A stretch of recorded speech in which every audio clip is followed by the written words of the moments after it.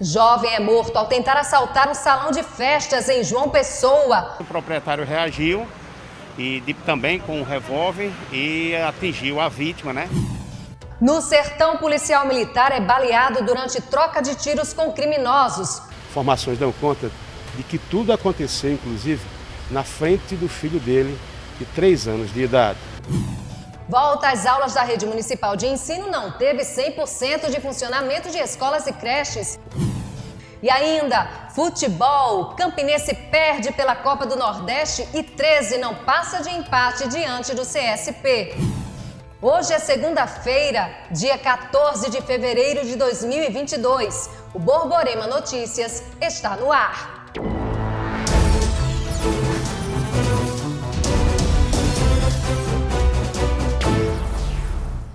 Boa noite.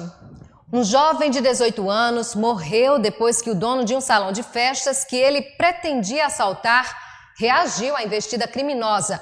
A gente sabe que reagir nunca é recomendável. O caso foi na capital do estado. Trata-se de um jovem, Vinícius Gomes Ferreira, de 18 anos. Esse jovem adentrou aqui esse estabelecimento, uma casa de eventos, né?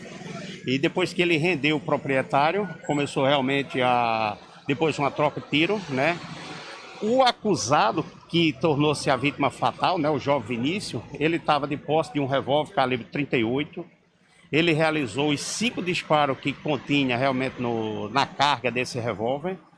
E, por sorte, não atingiu, né, o proprietário. E, no mesmo instante, o proprietário reagiu e também com um revólver e atingiu a vítima, né, com o disparo na região do braço, dos membros, né? E pelo menos 2 disparos na região da cabeça, onde a vítima veio a óbito no local. No momento que ele estava lá dentro, que ele viu que o proprietário estava reagindo, então ele tentou correr para se evadir do estabelecimento. Entretanto, o portão estava com cadeado. Dessa forma, ele realizou logo um disparo no cadeado, né? Tentando abrir, mas não obteve êxito. Assim sendo, ele voltou, né, em direção a um quarto que tem nos fundos do salão, onde o proprietário se abrigava. E foi exatamente lá, nesse ponto, que ele foi realmente morto. Nós estávamos fazendo rondas aqui na Avenida Cruz das Armas e fomos acionados pelo cidadão, dono do estabelecimento que foi assaltado, pedindo socorro, dizendo que tinha acabado de matar um indivíduo que invadiu o estabelecimento dele para assaltar. Segundo relatos do acusado, foi o indivíduo que começou a atirar primeiro. Anunciou o assalto e começou a atirar e, consequentemente, o cidadão aqui estava com arma e reagiu. Em Patos, um policial militar foi baleado durante uma troca de tiros com criminosos. O PM está internado no hospital de trauma aqui em Campina Grande. O repórter Renato Diniz tem as informações. O cabo Juliano, de 40 anos de idade, foi baleado durante um assalto no sábado à tarde em Patos, no Sertão. Os 2 suspeitos que invadiram a casa do policial acabaram mortos. Ele se encontrava em casa, ele ia sair para pedalar livremente e percebeu alguma coisa errada, eles fazendo um arrastão, e ele automaticamente entrou em casa para tentar salvar a esposa, livrar dos assaltantes e o filhinho que ele tem. O médico Caio Guimarães explicou a situação de saúde do policial. É um paciente que encontra-se grave, ele chegou entubado da cidade de Patos com um tiro em região cervical transfixante. A gente está esperando ele dar uma melhorada no quadro clínico para a gente poder avaliar os danos. Quer dizer que a bala pegou em que setor do pescoço dele? Transfixou de um lado para o outro. Muito complicado, então. É uma área nobre, é uma região que tem coisas importantes que passam no trajeto dessa bala. A gente só tem como avaliar danos futuros depois que ele estubar. Você tem uma previsão para que isso ocorra? Como é? A gente não tem como dar uma previsão, depende da resposta do corpo dele às nossas medidas iniciais. O policial militar encontra-se internado aqui no hospital de trauma desde sábado à tarde. Informações dão conta de que tudo aconteceu, inclusive, na frente do filho dele, de 3 anos de idade. Juliano faz 20 anos que está na corporação. Atualmente, ele atua na CPTRAN em Patos. A seguir, parlamentares querem votar projeto de lei que pode diminuir preço dos combustíveis. E ainda, como foi a volta às aulas na rede municipal de ensino em Campina Grande. Até já!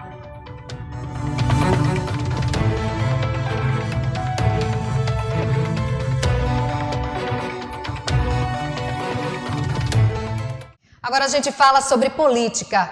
Parlamentares querem a votação de um projeto de lei que retira a cobrança de impostos visando reduzir o preço dos combustíveis. A proposta seria uma alternativa para que o Congresso não precisasse analisar a PEC enviada pelo governo. Fernanda Martinelli, nossa correspondente em Brasília, é quem está chegando com os detalhes. A análise do preço dos combustíveis deve ser o foco dos parlamentares nesse primeiro semestre de 2022. Os deputados e senadores querem a análise de propostas que já estão em tramitação no Congresso que reduzem a cobrança de impostos sobre o preço da gasolina, do álcool e do diesel. O presidente da Câmara, Arthur Lira, defende a votação dessas propostas no lugar da análise de uma PEC, proposta de emenda constitucional, que pode levar entre 3 e 6 meses para ser analisado, levando em consideração que estamos em um ano eleitoral e com a agenda de votações mais curta. Arthur Lira falou sobre a importância da análise dessas propostas e o peso dos impostos no bolso dos brasileiros. Não adianta essa discussão e briga de PECs ou de hegemonia ou primazia de uma casa sobre a outra, quando eu acho que nós podemos resolver esse assunto, tanto dos ICMS, que hoje o meio de comunicação traz uma resposta e uma matéria muito clara de quanto se arrecadou com o ICMS no ano de 21, quase 110 bilhões de reais contra 80 bilhões de reais do ano de 2020. Então, um acréscimo de 36% na arrecadação, o que reafirma que este é um imposto que está pesando no bolso dos brasileiros e que carece de uma reflexão por parte dos governadores, sem nenhum tipo de politização. Vem falando isso há mais de 6 meses e agora parece que está ficando claro que isso é uma coisa, um imposto que precisa ser revisto, precisa ser analisado.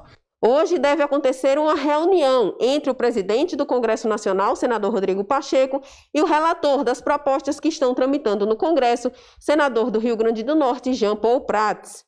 Essa semana também vai acontecer a reunião de líderes que vai definir as presidências das comissões permanentes da Câmara, cujas instalações devem ocorrer logo após o recesso de Carnaval. E agora uma notícia triste. Morreu na madrugada deste domingo, aos 92 anos, o jornalista paraibano e advogado Chico Maria. O comunicador ficou conhecido pelas entrevistas polêmicas com importantes personalidades políticas do Estado. Chico Maria trabalhou em várias emissoras da Paraíba, inclusive aqui na TV Borborema, onde começou a carreira com o programa de entrevistas Confidencial. O jornalista estava internado em um hospital de Campina Grande e sofreu um infarto. Chico deixa esposa, 5 filhos e 11 netos.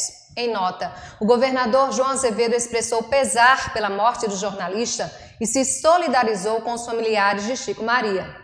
O prefeito de Campina Grande, Bruno Cunha Lima, também lamentou a morte de Chico Maria e decretou luto oficial de 3 dias no município. Os professores da Rede Municipal de Ensino de Campina Grande entraram em greve hoje, quando teve início o ano letivo.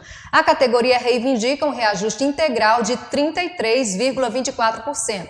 A Prefeitura propôs um aumento de 16,62% no salário base.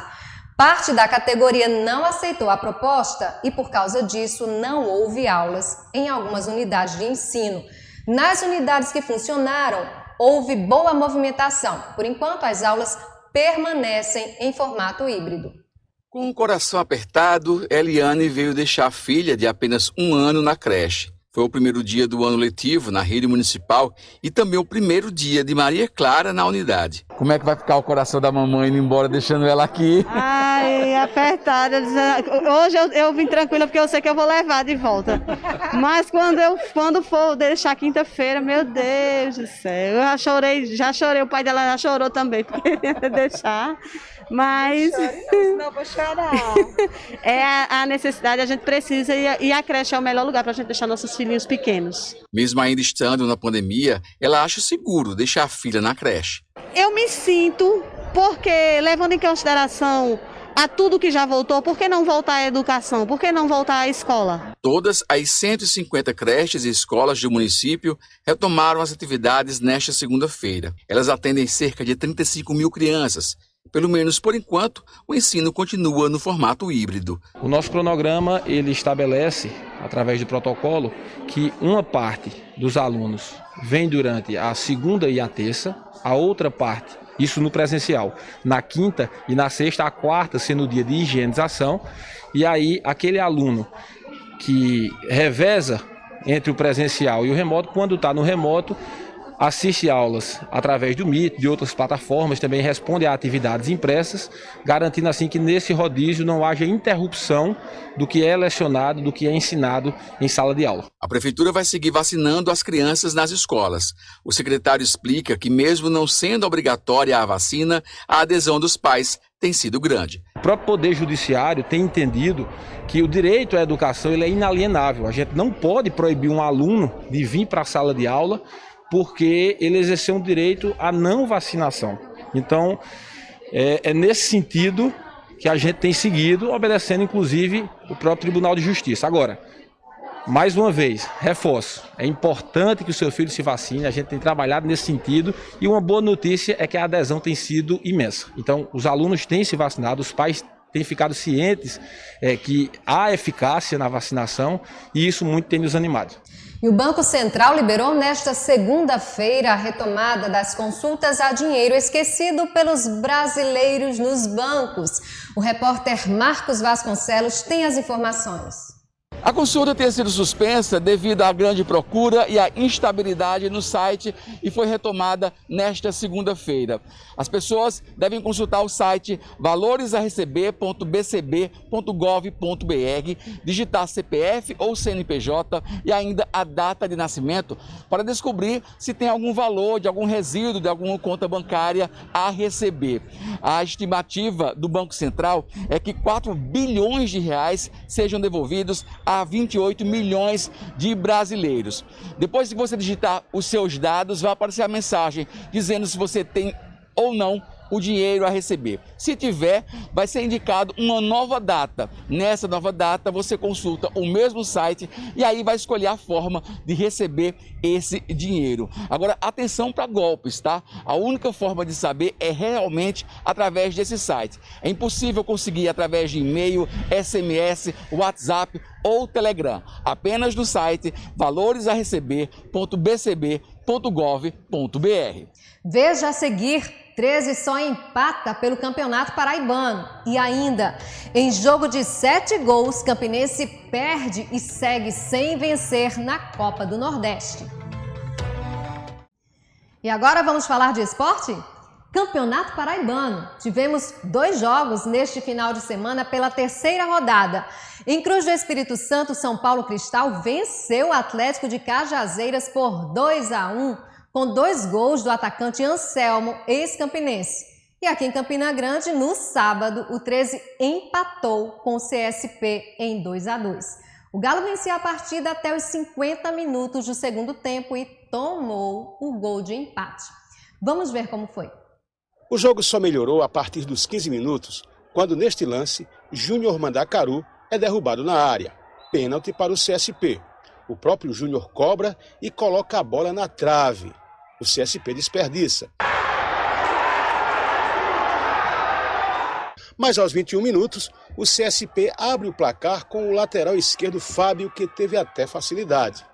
E aos 38, o 13 consegue o empate com esse presentaço de Gilmar Pitimbu, que se enrola todo e faz gol contra. 13-1, CSP 1. Logo após o gol, o 13 teve essa chance de ampliar, mas o goleiro do Tigre foi perfeito. O CSP também poderia ter feito dele.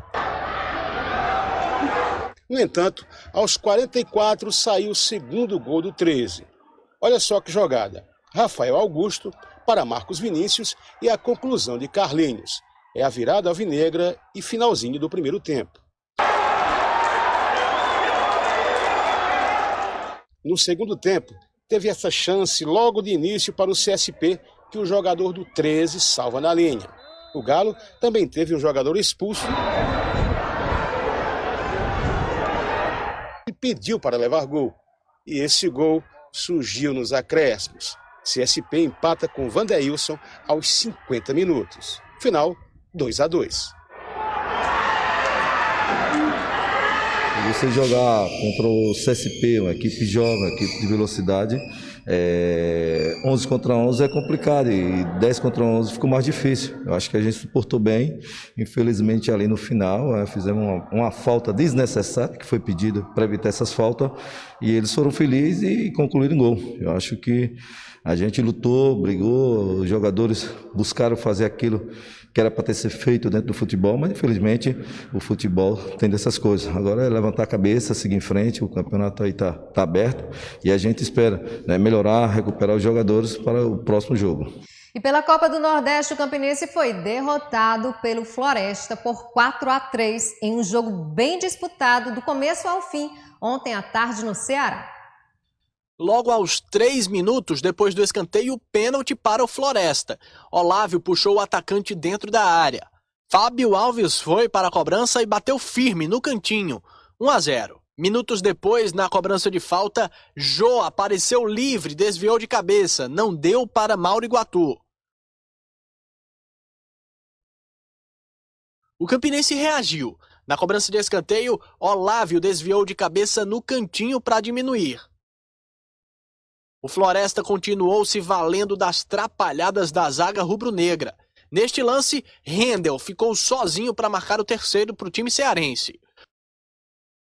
O Campinense novamente diminuiu o placar. Olávio, de novo com oportunismo para fazer o segundo dele na partida. Floresta 3-2. Ainda na primeira etapa, o time cearense chegou ao 4º gol. Falta cobrada na área e dessa vez Flávio Torres tocou para as redes de Mauro Iguatu. No segundo tempo, o Campinense tentou diminuir o prejuízo e até teve algumas oportunidades.